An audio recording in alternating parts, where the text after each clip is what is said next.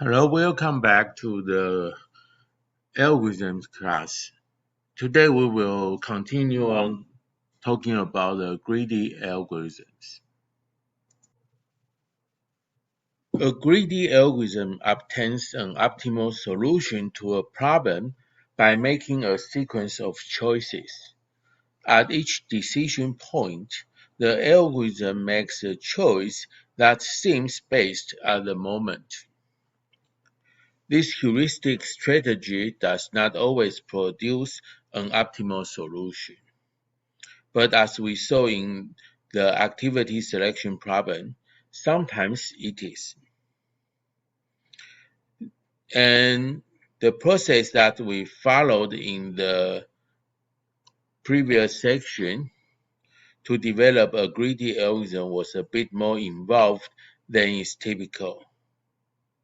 So we went through the following steps. The first step is to determine the optimal substructure of the problem. The second step, develop a recursive solution, may bypass developing a recursive algorithm based on it if it can be solved greedily. The third step, show that if we make the greedy choice, then only one subproblem remains. The fourth step, prove that it is always safe to make the greedy choice. And step 3 and 4 can occur in either order. And step number 5, develop a recursive algorithm that implements the greedy strategy. And the sixth step, convert the recursive algorithm to an iterative algorithm. In going through these steps, we saw in great details the dynamic programming underpinning of a greedy algorithm. For example, in the active selection problem, we first define the subproblem Sij, where both I and j are varied. We then found that if we always made a greedy choice, we could restrict the subproblem to be of the form of Sk. Alternatively, we could have fashioned our optimal substructure with a greedy choice in mind, so that the choice leaves just one subproblem to solve. In the activity selection problem, we could have started by dropping the second subscript and define subproblems of the form Sk. Then we could have proven that a greedy choice, the first activity AM to finish in Sk, combined with an optimal solution to the remaining set Sm of compatible activities, yields an optimal solution to the remaining set Sm of compatible activities, yields an optimal solution to Sk.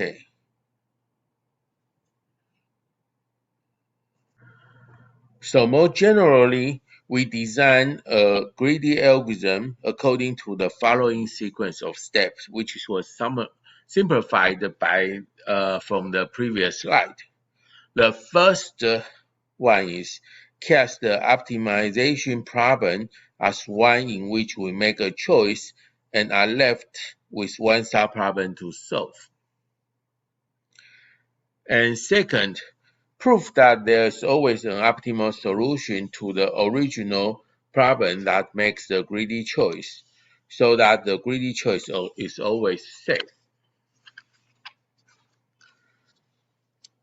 The third step, demonstrate optimal substructure by showing that having made the greedy choice, what remains is a subproblem with a property that if we combine an optimal solution to the subproblem with the greedy choice we have made, we arrive at the optimal solution to the original problem.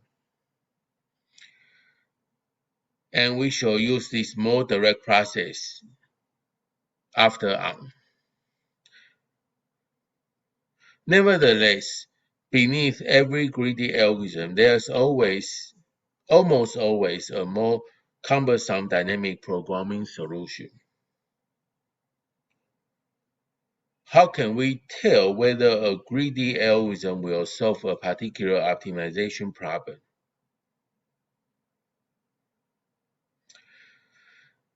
There is no way works all the time, but the greedy choice property and optimal substructure are the two key ingredients. If we can demonstrate that the problem has these properties, then we are well on the way to developing a greedy algorithm for it. The first key ingredient for the greedy algorithm is the greedy choice property. We can assemble a globally optimal solution by making locally optimal or greedy choices. In other words, when we are considering which choice to make, we make the choice that looks best in the current problem without considering results from sub-problems. Here is where greedy algorithms differ from the dynamic programming. In dynamic programming, we make a choice at each step, but the choice usually depends on the solutions to sub-problems. Consequently, we typically solve dynamic programming problems in a bottom-up manner, progressing from smaller subproblems to larger subproblems.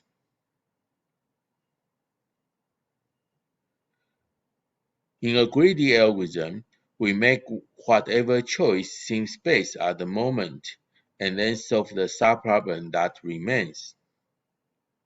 The choice made by a greedy algorithm may depend on choices so far, but it cannot depend on any future choices or on the solutions to subproblems. Thus, unlike dynamic programming, which solves the subproblems before making the first choice, a greedy algorithm makes its first choice before solving any subproblems. A dynamic programming algorithm proceeds bottom-up, whereas a greedy strategy usually progresses in a top-down fashion, making one greedy choice after another, reducing each given problem instance to a smaller one. Of course, we must prove that the greedy choice at each step yields a global optimum solution. Typically, the proof examines a global optimum solution to some subproblem. It then shows how to modify the solution to substitute the greedy choice for some other choice, resulting in one similar but smaller subproblems. We can usually make the greedy choice more efficiently than when we have to consider a wider set of choice. For example, in the activity selection problem, assuming that we had already sorted the activities in monotonically increasing order of finish time, we needed to examine each activity just once. By preprocessing the input or by using an appropriate data structure, we often can make greedy choice quickly, thus yielding an efficient algorithm. So the second ingredient for the greedy algorithm is optimal substructure. A problem exhibits optimal substructure if an optimal solution to the problem contains within it optimal solutions to subproblems. This property is a key ingredient of assessing the applicability of dynamic programming as well as greedy algorithms. As an example of optimal structure, recall how we demonstrate that if an optimal solution to subproblem Sij includes an activity Ak, then it must also contain optimal solution to the subproblems Sik and Skj.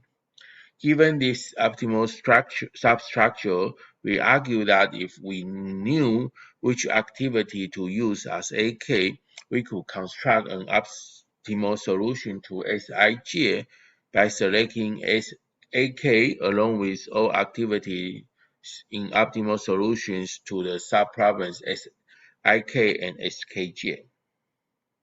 So based on the observation of optimal substructure, we were able to devise the recurrence of the activity selection problem that describe the value of an optimal solution. We usually use a more direct approach regarding optimal substructure when applying it to greedy algorithms. We have the luxury of assuming that we arrived at the sub-problem by having made a greedy choice in the original problem.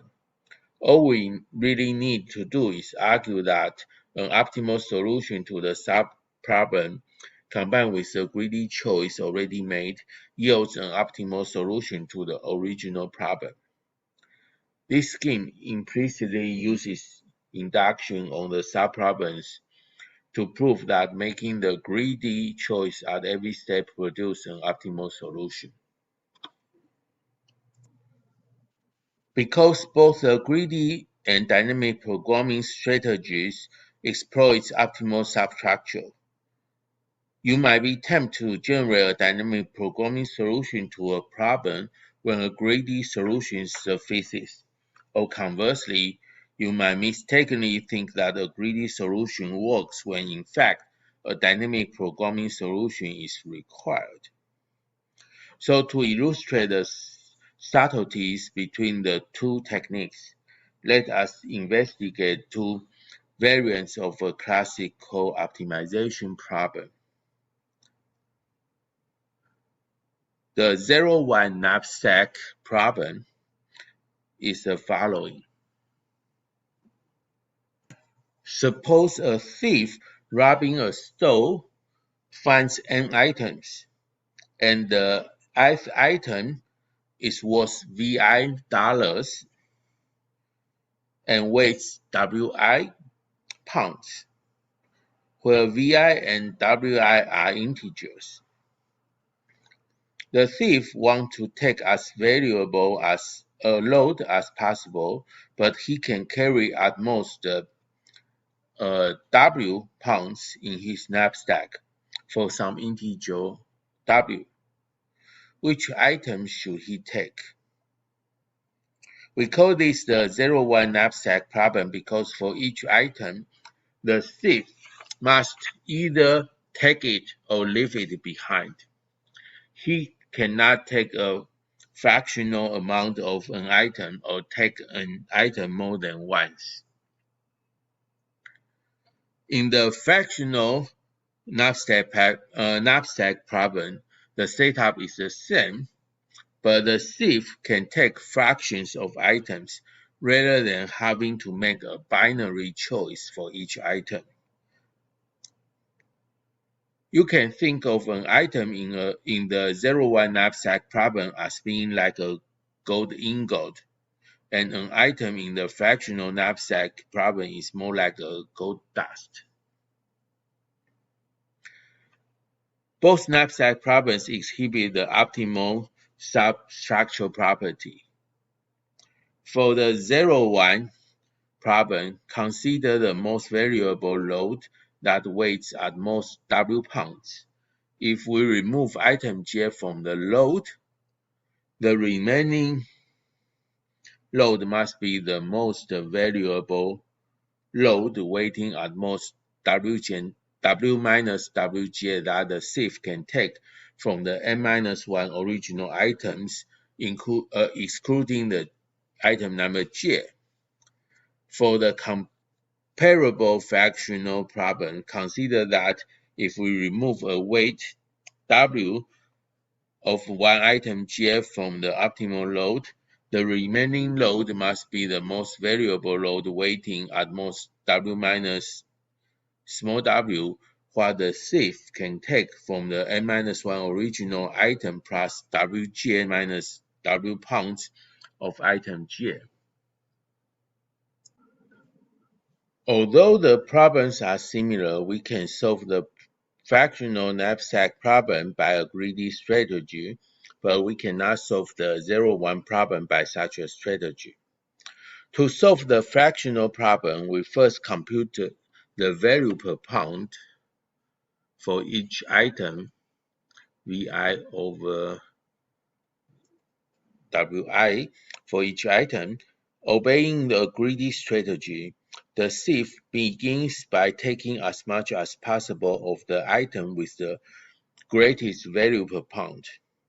If the supply of that item is exhausted and he can still carry more, he takes as much as possible of the item with the next greatest value per pound, and so forth, until he reaches his weight limit W.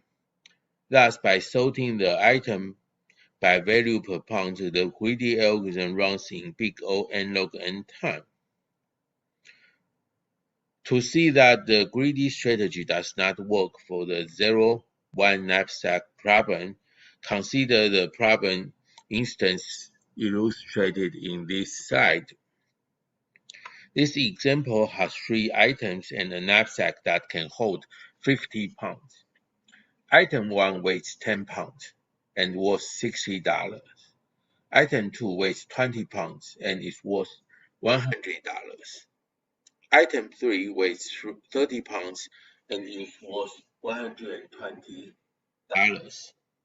Thus, the value per pound of item 1 is $6 per pound, which is greater than the value per pound of either item 2 and 3.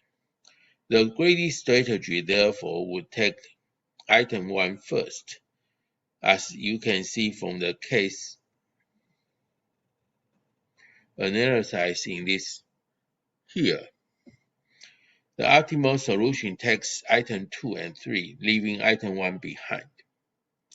The two possible solutions that take item 1 are both suboptimal.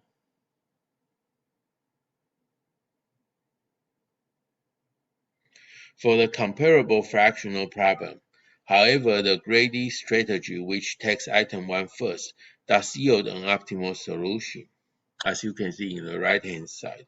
Taking item 1 doesn't work in the 0-1 problem because the sieve is unable to fill his knapsack to capacity, and the empty space lowers the effective value per pound of his load.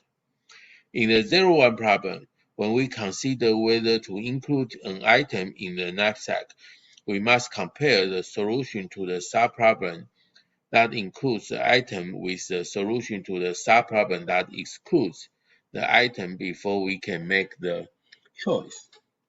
The problem formulated in this way gives rise to many overlapping subproblems, which is a hallmark of dynamic programming. And indeed, we can use dynamic programming to solve the 0-1 knapsack problem. The next topic we are going to talk about is the Huffman code. Huffman code invented by the David A. Huffman in 1952 is a variable length code for lossless data compression. Lossless data compression means that after you compress the data, basically the data will not lose anything. And Huffman code compressed data very efficiently, and it can save from 20% to 90% of the size after the compression, depending on the characteristics of the data being compressed.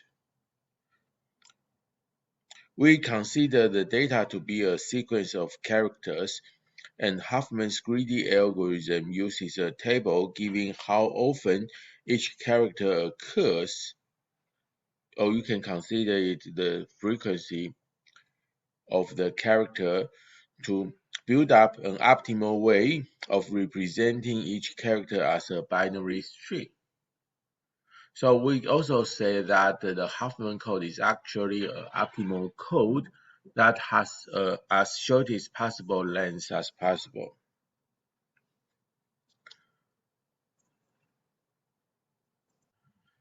Suppose we have a 100,000 character data file that we wish to store compactly.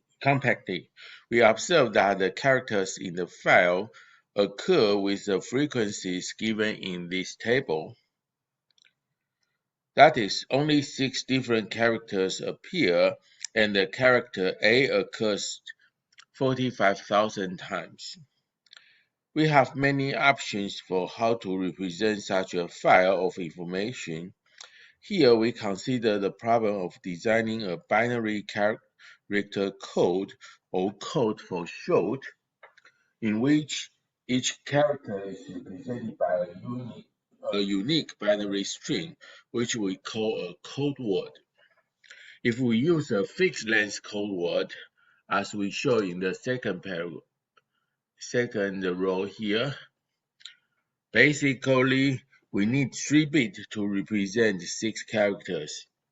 And we can say that A equals to 000 and B equals 001 and F equals 101.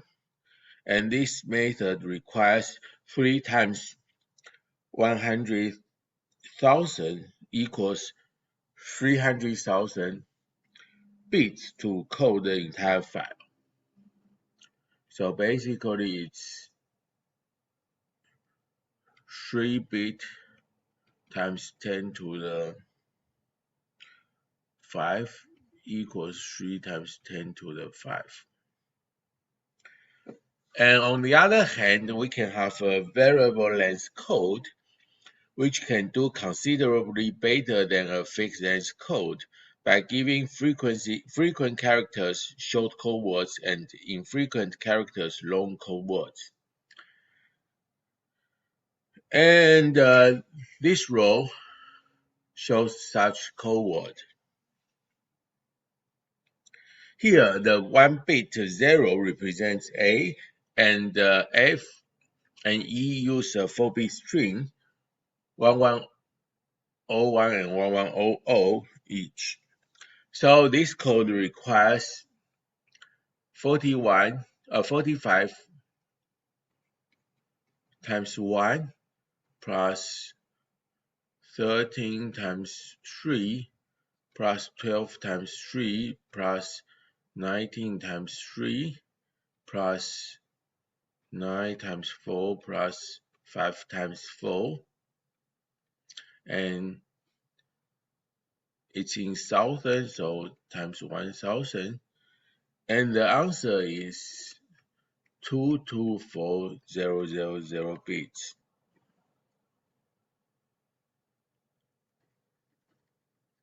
So it's way smaller than the fixed length code word, and a saving of approximately 25%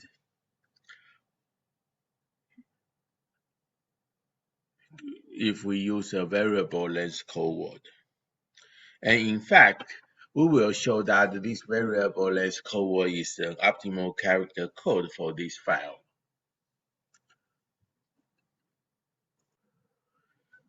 So before we see how the Huffman code was constructed, we need to mention that Huffman code is actually a kind of prefix code. The codes in which no code word is also a prefix of some other code word. So basically, a formal definition should be called the prefix-free code, but we often call it the prefix code.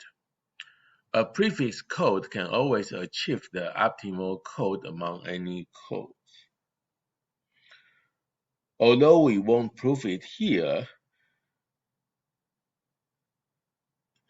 A prefix code can always achieve the optimal code compression among any character code, and so we suffer no loss of generality by restricting our attention to prefix codes.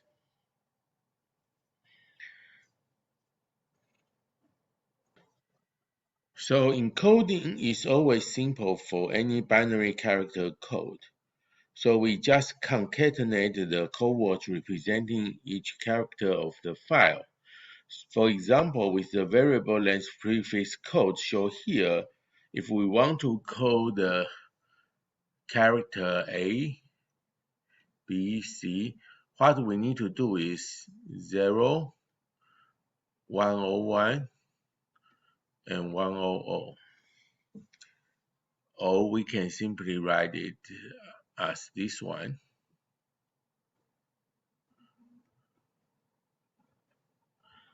The dot here means concatenation. So prefix codes are desirable because they simplify the decoding. Since no code word is a prefix of any other, the code word that begins an encoded file is unambiguous. We can simply identify the initial code word, translate it back to the original characters, and repeat the decoding process on the remainder of the encoding file. So, for example, if we have a string 0010111101 here, and because there's only one character, one code starting with 0, so it will be passed as 0 and 0, and then 101 and 1101. So it will be A, B, and E. A, B, and E. Because it's there's no code word be the prefix of other codes. So there's no mistake that we will do to differentiate which code word will it be, because there's no prefix for the others. The decoding process needs a convenient representation for the prefix code so that we can easily pick off the initial code word. And how to do that? We can use a binary tree whose leaves are the given characters, provides one such representation. We can interpret the binary code word for a character as the simple path from the root to the character, where 0 means go to the left child and 1 means go to the right child. So this figure here shows the trees for the two codes of the example we just shown in the previous slide. Note that there are not binary search trees since the leaves need not appear in sorted order and internal nodes do not contain character keys.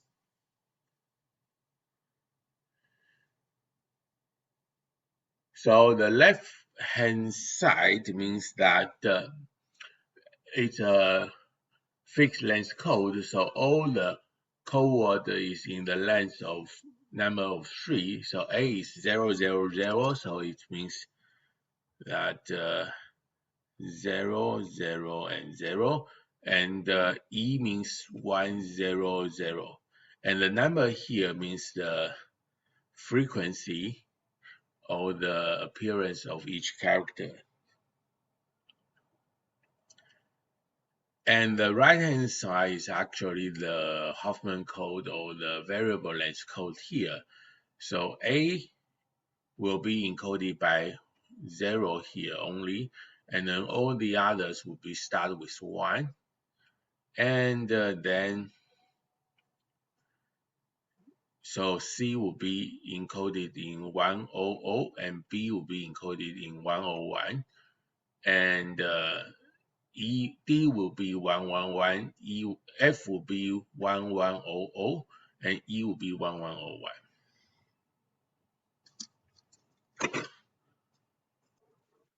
Given a tree T corresponding to a prefix code, we can easily compute the number of bits required to encode a file. For each character C belongs to the alphabet C, then the attributes C.frequent denote the frequency of the character C in the field, and this is the frequency, and the dt denotes the depth. So it's a frequency, and this one is depth of 6 leaves in the tree. Note that DTC is also the length of the code word for character C. Then we can calculate the number of bits required to encode a file is BT equals the sigma C belongs to big C, and the frequency times the depth. And this is the cost. We can say this one is the cost of the tree T.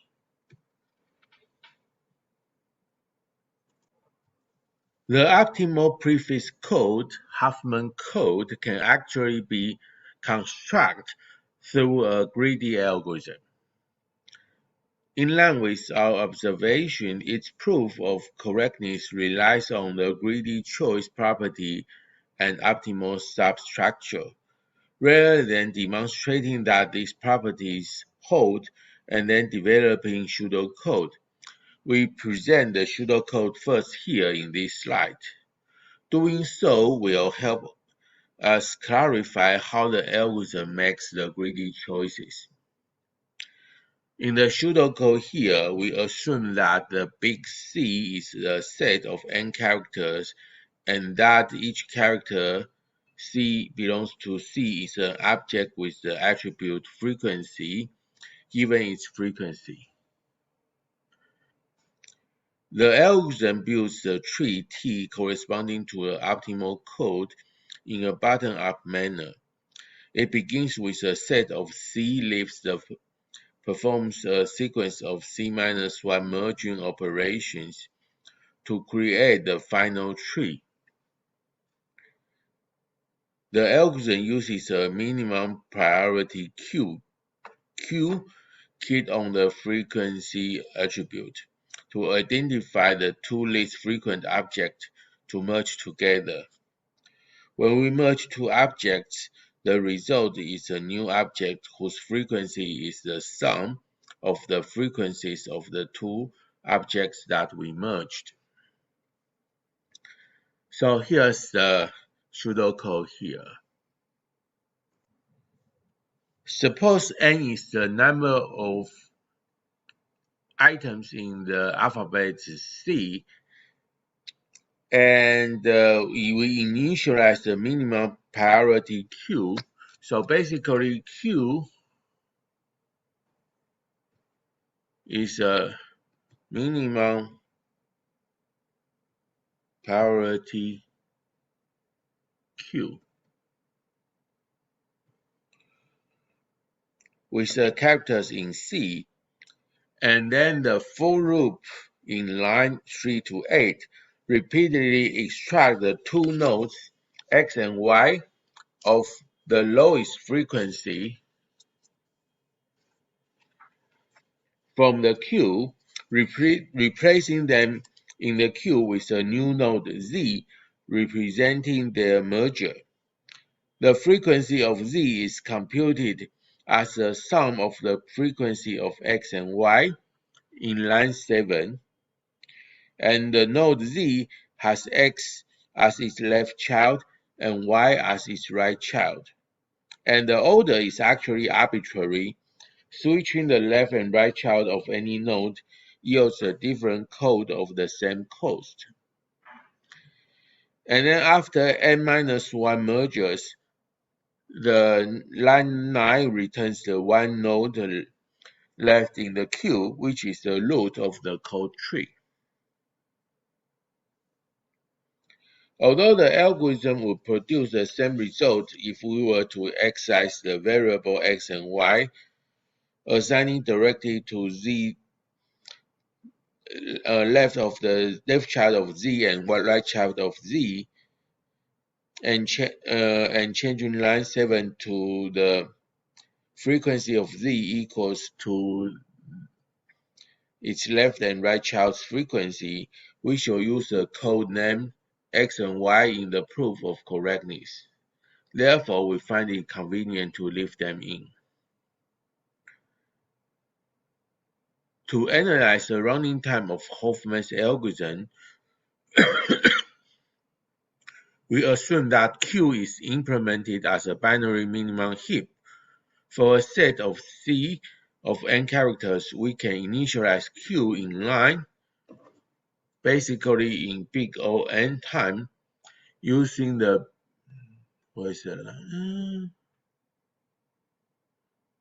this would be big O n, using the build minimum heap procedure, and the for loop in line 3 to 8 exactly executed n-1 times, and since each heap operation requires log n operation, so the loop contributes n log n. So basically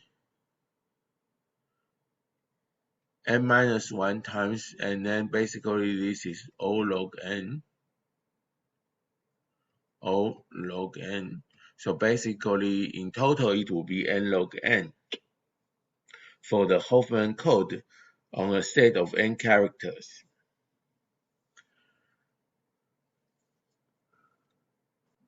This slide shows how to construct the previous example using the algorithm we just mentioned.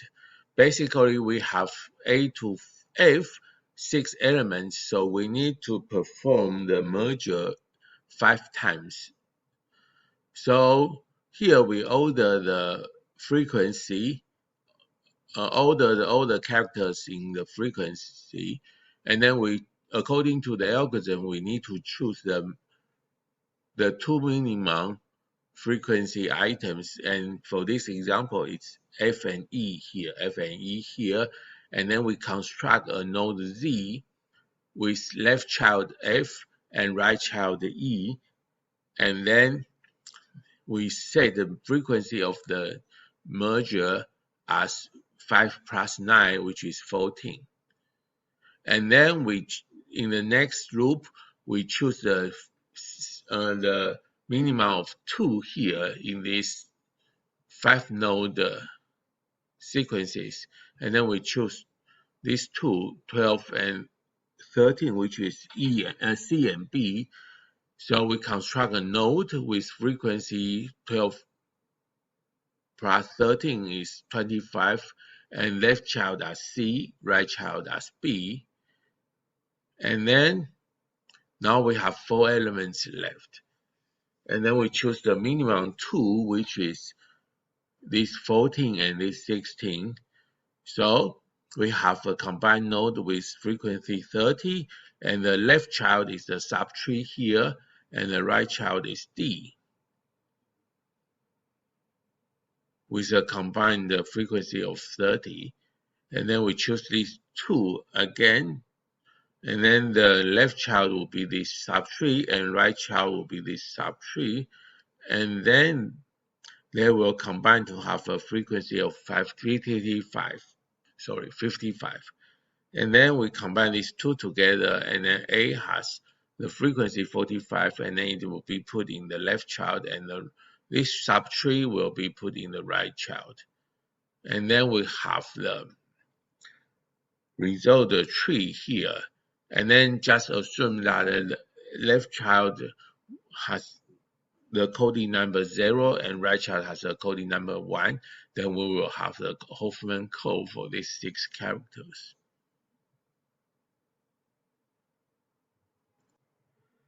To prove that the greedy algorithm of Hoffman coding is correct, we need to show that the problem of determining an optimal prefix code exhibits the greedy choice and optimal substructural properties. And the lemma 16.2 here shows that the greedy choice property holds. The lemma states that let C be an alphabet in which each character C belongs to big C has frequency C dot FREQ, and let X and Y be the two characters in C having the lowest frequencies. Then there exists an optimal prefix code for C in which that the codewords X and Y having the same length and differ only in the last bit.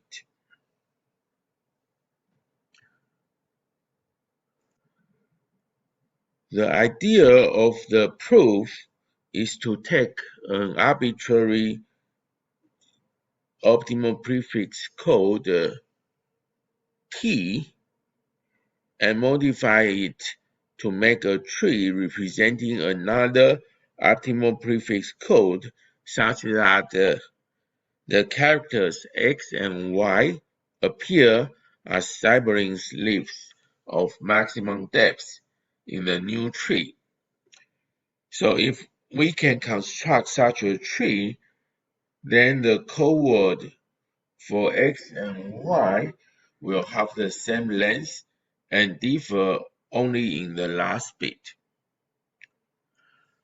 So let A and B be the two characters that are sibling leaves of maximum depth in T. And without loss of generality, we assume that the frequency of A is smaller than or equals to B, and X is smaller than or equals to Y. Since the frequency of X and Y are the two lowest leaf frequencies in order, and A and B are two arbitrary frequencies in order, so we will have a property that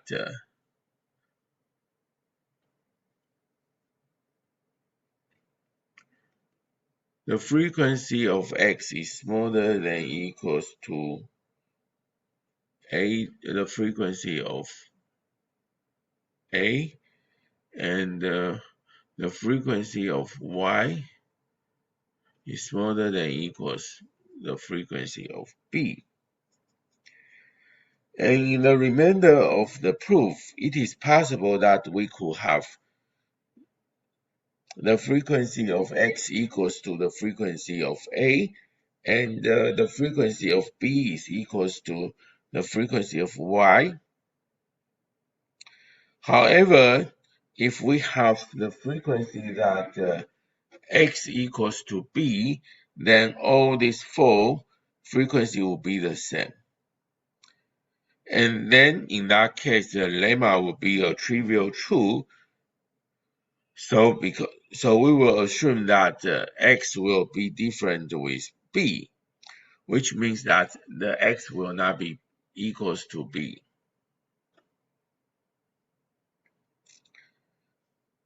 So as this figure here shows, we can exchange the position in T of A and X. We exchange these two so that we will get a new tree, T prime. And then we exchange Y and B, and we can get a new tree, T double prime, in which X and Y are sibling leaves of maximum depth. Note that if X equals to B, but Y is not equals to A, then the tree T double prime does not have X and Y are sibling leaves of maximum depth. Because we assume X is not equals to B, this situation will not occur.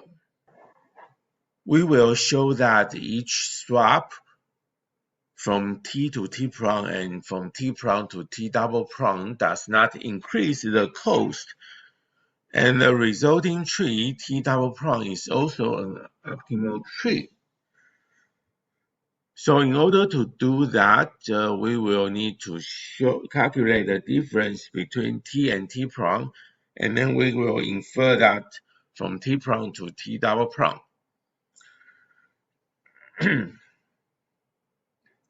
So the difference in cost between T and T prime will be Bt minus Bt prime will equals to the sigma of all the characters in C, and their frequency times their depth in T minus the depth in T prime. So basically, the only two different nodes are the X and I and A. So it could be all the others will be canceled out. So the only terms left is the X frequency times dt in T, dx in T, and the frequency of A times the depth in A minus the frequency of X times the depth in T prime, and minus the frequency of A times the D prime.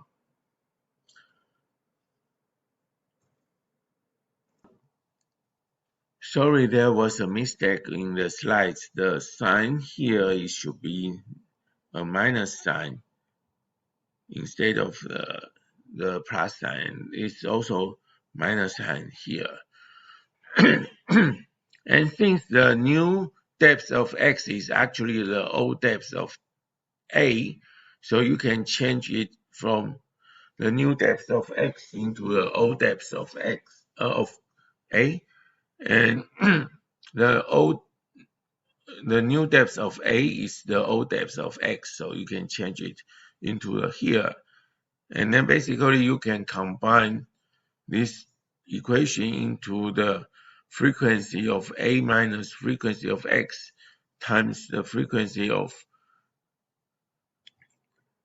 D minus the depth of A minus depth of X. Because the frequency A is greater than or equals to the frequency of X, and since X is the minimum frequency leaf, and since A is a leaf of maximum depth in T, so dt minus dx will be also greater than or equals to 0. So we will have that the cost of T is greater than or equals to the cost of T prime. It's not so we also can get the same as the B T prime minus B T double prime is greater than or equals to 0. So basically, we will have that Bt is greater than smaller than or equals to Bt double prime. Since T is so from this proof, we will have that Bt is greater than or equals to Bt prime is greater than or equals to Bt double prime. But by definition, Bt is the optimum tree. So basically, because T is optimal, then basically we have Bt is the optimal, so it's the smallest one. So by having these two contradict equations, we can conclude that actually we will have Bt equals Bt prime equals Bt double prime. So that T double prime is also an optimal tree in which that X and Y appear as sibling leaves of maximum depth, and which prove Lemma 16.2. So the Lemma 16.2 implies that the process of building up an optimal tree by mergers can, without loss of generality, begin with the greedy choice of merging together those two characters of lowest frequency. And why is this a greedy choice? We can view the cost of a single merger as being the sum of the frequency of the two items being merged.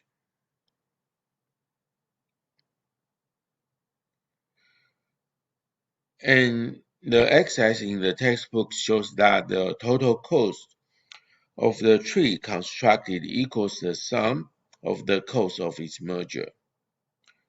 Of all possible mergers at each step, the Hoffman pseudocode chooses the one that incurs the least cost.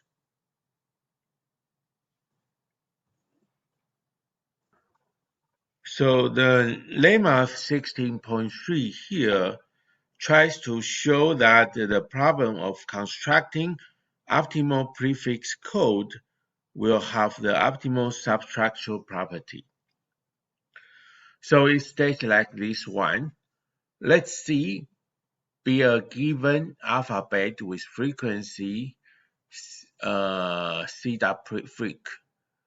Defined for each character, C belongs to big C, and let X and Y be two characters in C with minimum frequency, and let C prime be the alphabet C with characters X and Y removed, and a new character Z added so that the C prime equals to C minus X and Y and with addition of Z.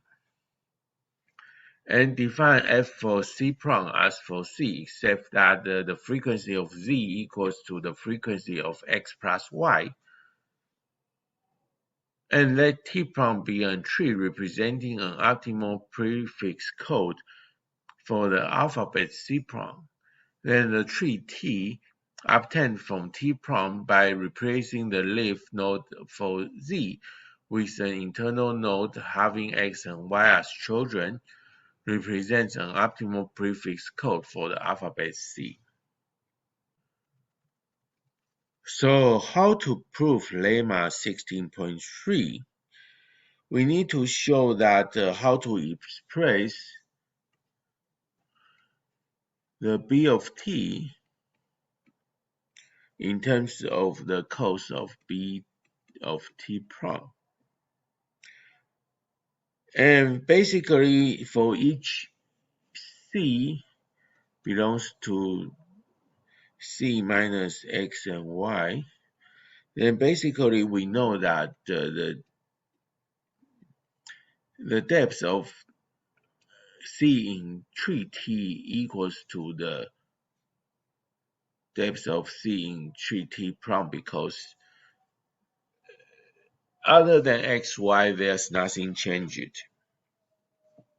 So basically we know that the C dot freq times DTC will equals to C dot freq times DT prime C.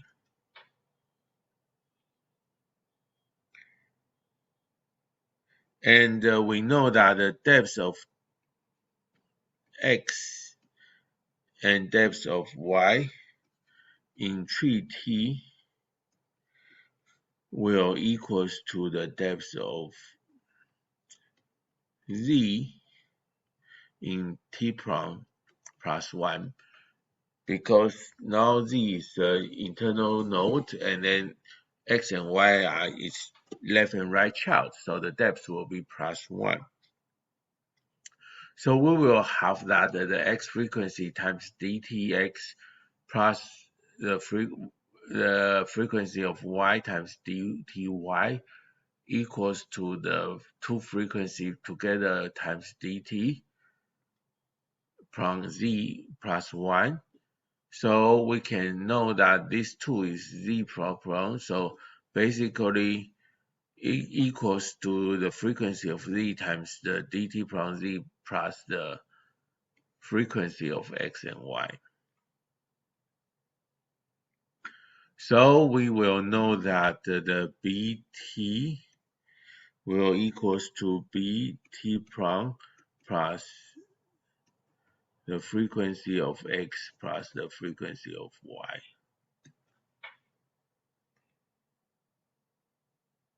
And you know that the bt prime will be the bt minus these two frequencies. And now we can prove that the lemma 16.3 with by contradiction. Suppose that T does not present an optimal prefix code for C, then there exists an optimal tree T double prime such that the BT double prime is smaller than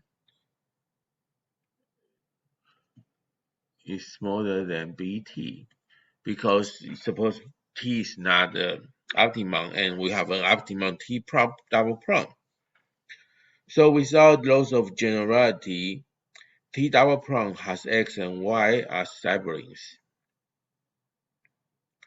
And then let T triple prime be the tree T prime double prime with the common parent of X and Y, replaced by a leaf Z with the frequency of Z equals to X plus Y.